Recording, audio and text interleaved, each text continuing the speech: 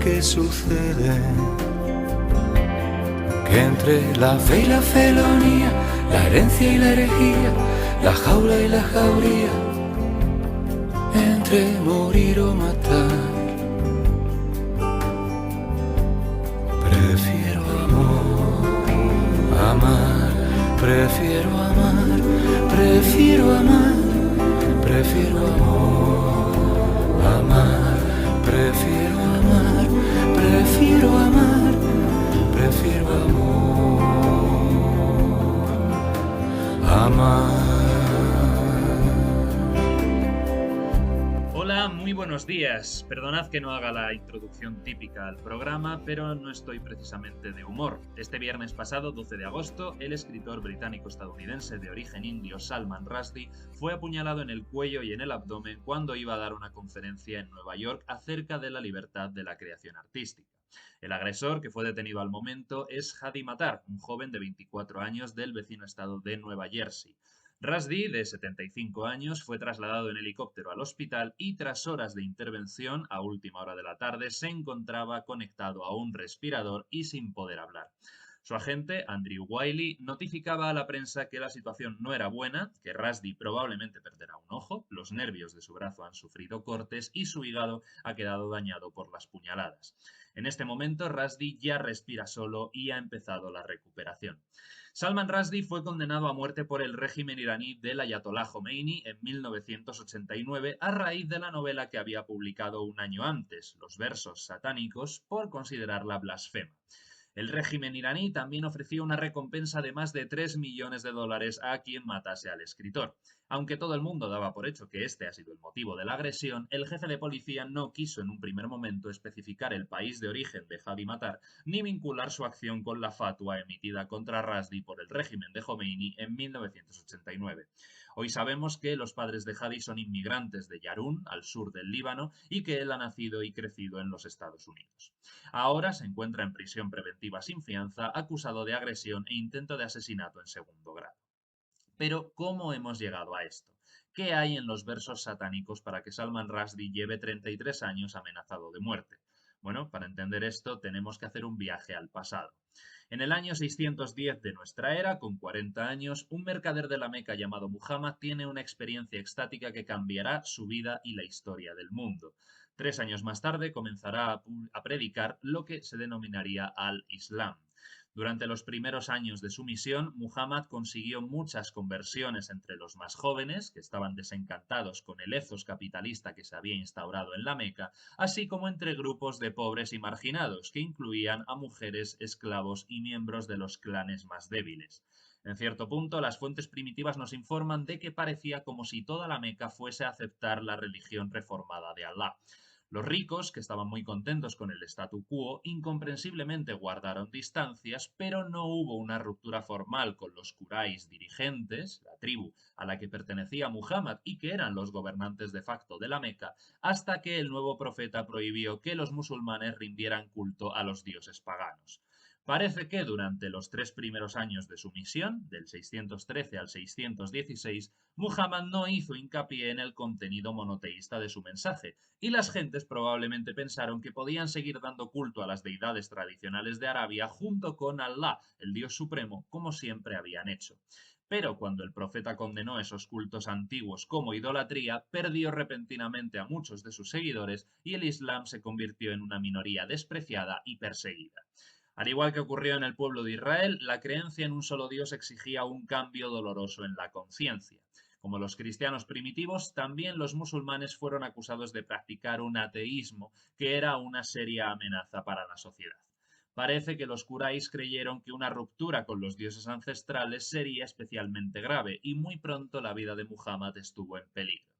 Los investigadores occidentales han datado normalmente esa ruptura con los Quraysh basándose en el incidente de los versos satánicos, probablemente apócrifos, que se hicieron famosos con el trágico asunto de Salman Rushdie.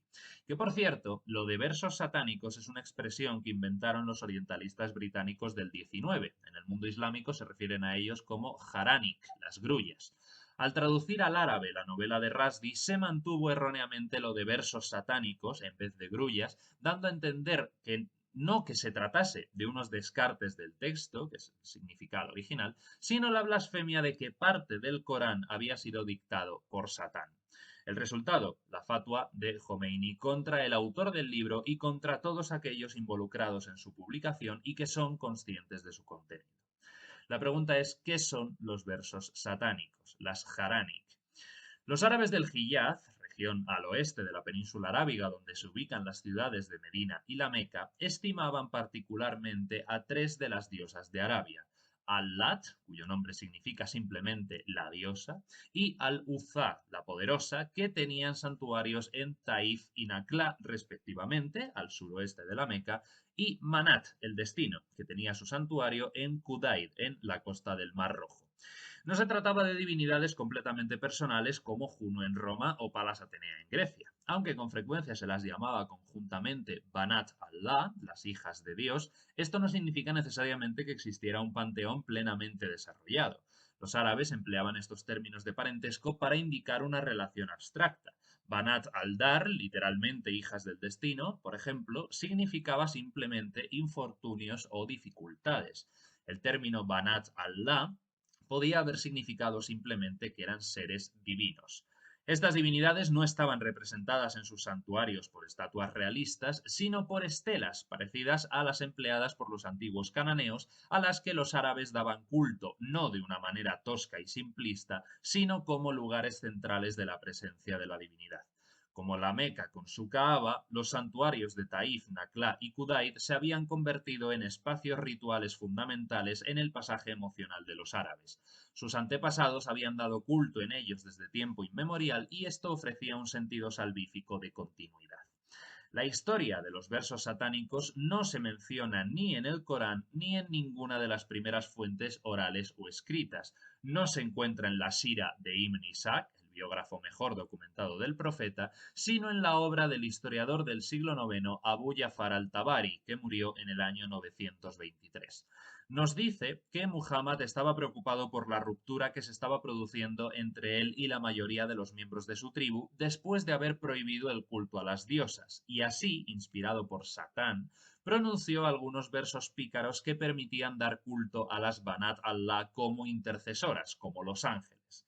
En estos versos, llamados satánicos, las tres diosas no estaban al mismo nivel que Allah, sino que eran seres menos espirituales que podían interceder ante él en favor de la humanidad. Pero después, sin embargo, Tabari dice que Gabriel explicó al profeta que estos versos eran de origen satánico y tenían que ser excluidos del Corán y sustituidos por estas líneas que declaran que las Banat Allah eran simples proyecciones y fruto de la imaginación.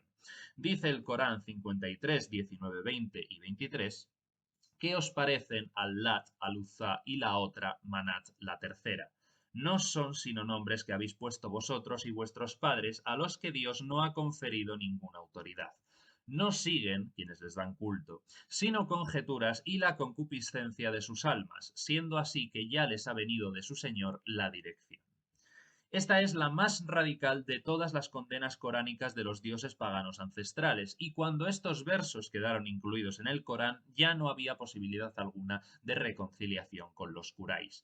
A partir de ese momento, Muhammad pasó a ser un monoteísta celoso y la idolatría, en árabe shirk, literalmente asociar a otros seres con Dios, se convirtió en el pecado más grave del Islam. En el incidente de los versos satánicos, si es que ocurrió, Muhammad no hizo ninguna concesión al politeísmo. También es incorrecto pensar que el papel de Saitán significaba que el Corán estuvo momentáneamente tentado por el mal. En el Islam, Satán es un personaje mucho más dócil que en el cristianismo. El Corán nos dice que será perdonado el último día y los árabes emplean a menudo la palabra Saitán para aludir a un tentador puramente humano o a una tentación natural, exactamente igual que el judaísmo. El incidente podría indicar la dificultad real experimentada por Muhammad cuando trató de encarnar el mensaje divino inefable en lenguaje humano.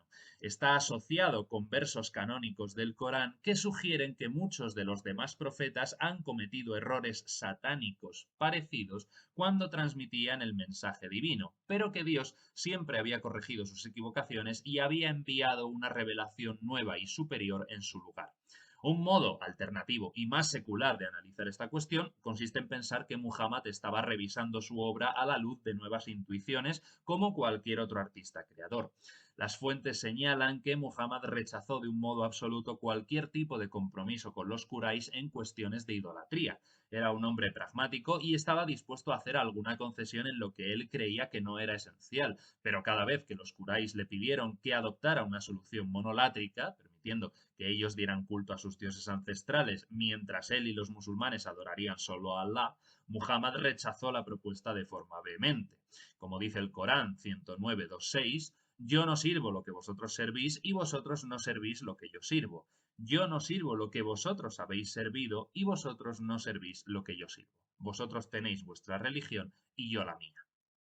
Los musulmanes tenían que entregarse solo a Dios y no podían someterse a falsos objetos de culto a los que se adherían los Quraysh, tanto si se trataba de deidades como de valores. La idea de la unicidad de Dios es la base de la moral del Corán. Rendir lealtad a bienes materiales o depositar la confianza en seres inferiores es shirk, idolatría. El Corán desprecia a las divinidades paganas de un modo casi exactamente igual que el Tanaj, las escrituras judías. Esas deidades son completamente ineficaces. Esos dioses no pueden dar el alimento o el sustento. No es bueno colocarlos en el centro de la propia vida porque no tienen ningún poder. Por el contrario, el musulmán tiene que saber que Allah, Dios, es la realidad última y única. Ahora, ¿qué tenía la novela de los versos satánicos para que su autor fuera condenado a muerte? Desde la perspectiva fundamentalista, que recordemos que es un fenómeno moderno, la escritura sagrada es inefable porque es revelada y cualquier esfuerzo por historiarla o interpretarla de forma innovadora es blasfemo. El 14 de febrero de 1989, el ayatolá Jomeini, gobernante de Irán, promulgó la fatua contra Salman Rushdie por haber creado en su novela lo que muchos musulmanes consideraban un retrato blasfemo del profeta Muhammad, a quien presentaba como un libertino, un charlatán y un déspota, y sugería, lo más peligroso, que el Corán había sido alterado por influencia satánica. Como hemos visto, a este respecto, Rushdie estaba siguiendo en su novela al historiador musulmán Abu Jafar al-Tabari, del siglo IX, así que la presunta blasfemia ni siquiera era suya, pero es lo que tienen los fundamentalistas, que desconocen su propia historia. Los versos satánicos es una novela que expresa de manera admirable la frívola confusión del mundo posmoderno, donde no hay fronteras, ni certezas, ni ninguna identidad clara ni definida con facilidad. Los pasajes ofensivos son los sueños y fantasías experimentados por una desarraigada estrella del cine indio que está sufriendo una crisis nerviosa y ha interiorizado los prejuicios antiislámicos de Occidente. La blasfemia también era un intento de suprimir los vestigios remanentes del pasado y lograr una identidad independiente y libre de las viejas consignas. Pero muchos musulmanes consideraron este retrato de Muhammad profundamente insultante. En todo musulmán, el profeta está tan identificado con las prácticas del Islam que la novela es como un ultraje, como una traición, ya que Salman Rushdie proviene de una familia musulmana acomodada, aunque él se ha declarado ateo militante.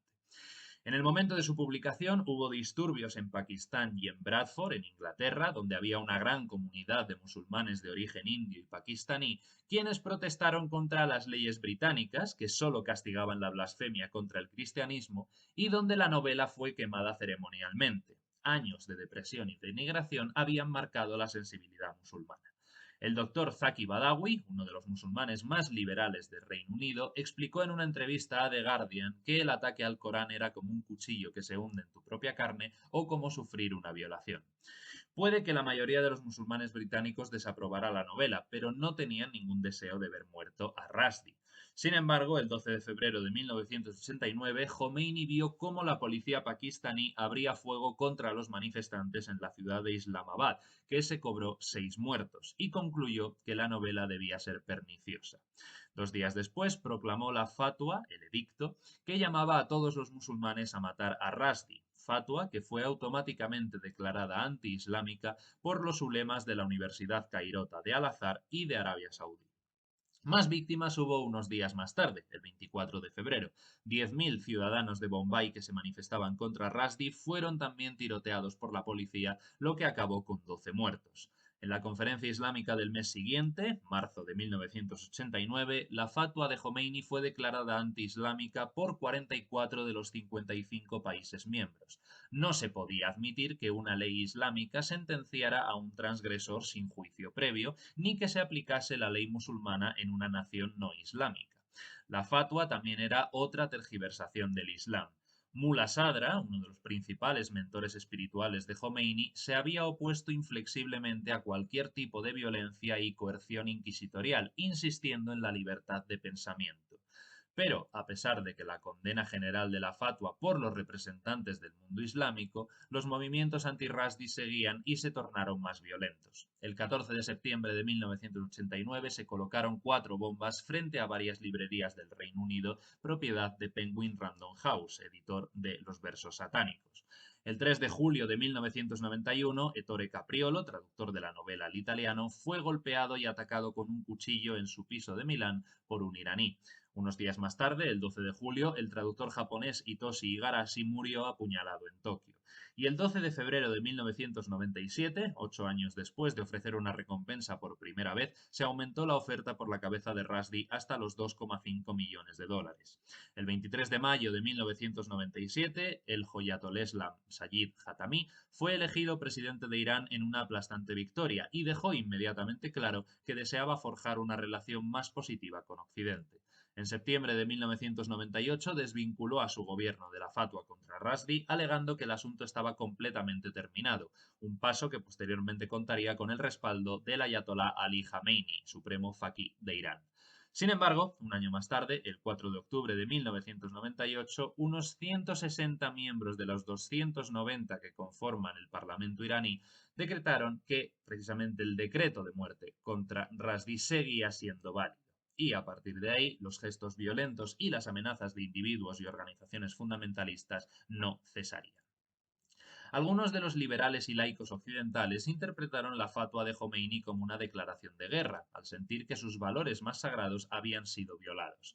Para ellos, la humanidad y no Dios era la medida de todas las cosas y la libertad de expresión era un valor sagrado y un derecho inalienable. Para los musulmanes, para quienes la soberanía de Dios era el valor supremo, no podían aceptar esto. Un grupo de estudiantes iraníes estableció una recompensa de $333.000 por la cabeza de Rushdie el 10 de octubre de 1998, para 2 días después una asociación religiosa iraní aumentarla a $2,8 millones. La misma asociación que el 16 de septiembre de 2012 aumentó su oferta hasta los $3,3 millones. Finalmente, el 22 de febrero de 2016, los medios de comunicación ultraconservadores iraníes, los mismos que el sábado felicitaron a Hadi Matar por el valor de su acción, agregaron $600.000 a la recompensa. Y finalmente, la agresión del 12 de agosto de 2022. El incidente de Rushdie fue y es, en realidad, un enfrentamiento entre dos ortodoxias irreconciliables. Ninguna de las partes puede comprender el punto de vista de la otra. El antropólogo y filósofo Ernest Gellner, fallecido en 1995, sugiere en Posmodernismo, en el capítulo dedicado a la razón y la religión, que durante el periodo moderno ha surgido un fundamentalismo racionalista ilustrado, paralelo a su contraparte religiosa, que se niega a tomar en serio la trascendencia que hasta entonces era un hecho de la vida humana.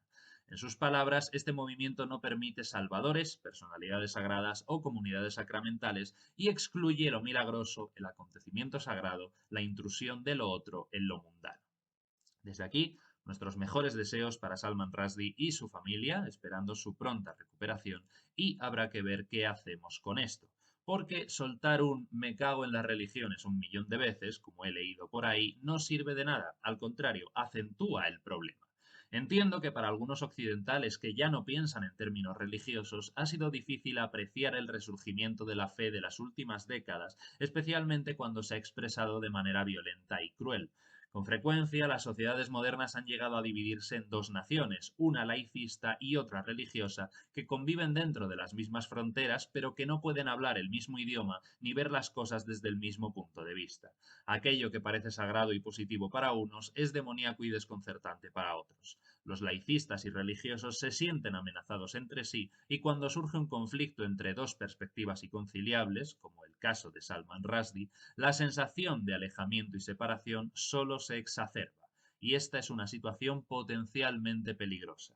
El fundamentalismo no va a desaparecer. En algunos lugares se está afianzando, mientras que en otros se está volviendo más extremo. ¿Qué pueden hacer las élites seculares y liberales para conciliar estos puntos de vista y advertir y evitar la posibilidad de futuras batallas? Esa reflexión la dejaré para otro momento, bien en podcast, bien en vídeo. Por hoy terminamos el programa.